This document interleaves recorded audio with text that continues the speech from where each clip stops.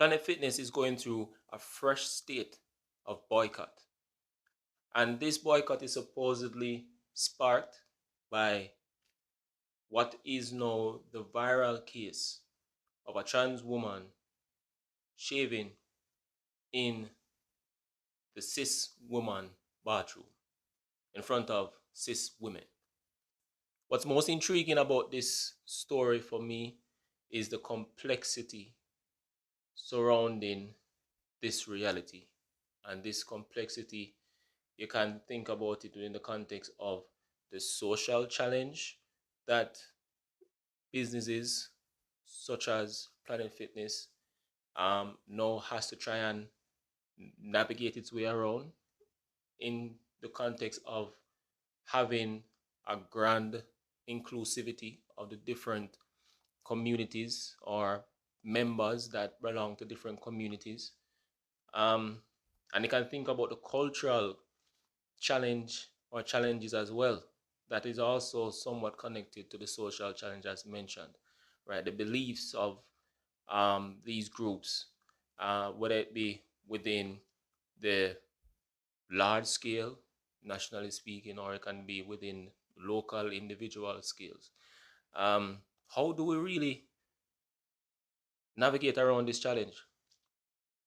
If it's a case that we're looking at it from a standpoint of individuality, and as an individual, you identify yourself within a particular, let's just say, biological line, um, and even if it's a case where biologically you don't belong to that line, how do we as businesses, um, especially when in the context of the personal space within a business establishment, such as the restroom, how do we denote which restroom is for who?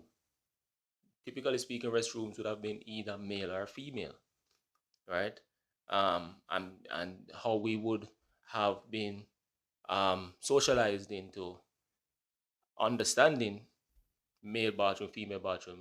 It is as males with the male genitalia and females with the female genitalia. But no, with it being a case that there is obviously the inclusion of the trans woman and the trans man as an example, how do we then um, create a space, a personal space, such as a bathroom within business establishments that will not be a ground for potential hostility um, or fear for being ridiculed or the center of backlash because of how you identify sexually, as an example.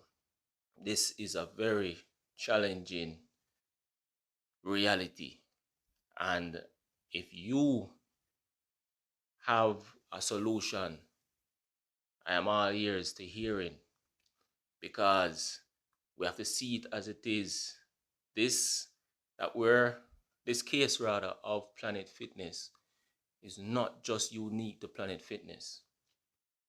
This is the reality that more than likely has spilled over into small island developing states, such as in Jamaica. The only difference is just that in Jamaica, it's pretty much a case where this reality is not really brought to the fore publicly.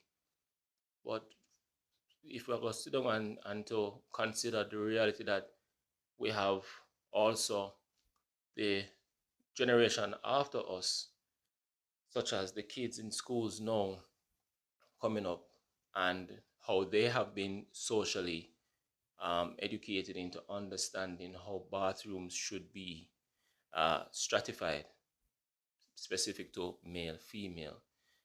If we're now going to add the dynamic or the additional consideration of a trans woman or a trans man also having to be included in the male or female bathroom, how should we um, relate that?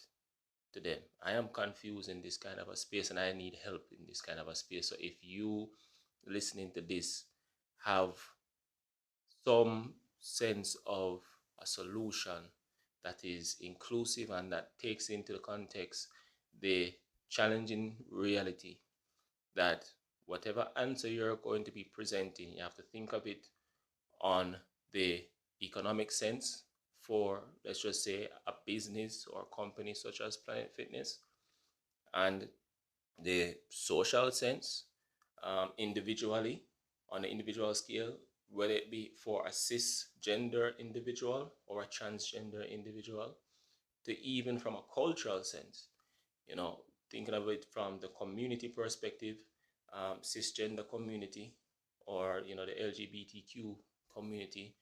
How do we create a space such as a bathroom that should be personal within, let's just say, a commercial space such as a business establishment? How do we create a space in such that it is including the transgender without creating a uh, degree of uncomfortability for the cisgender present? That's my question.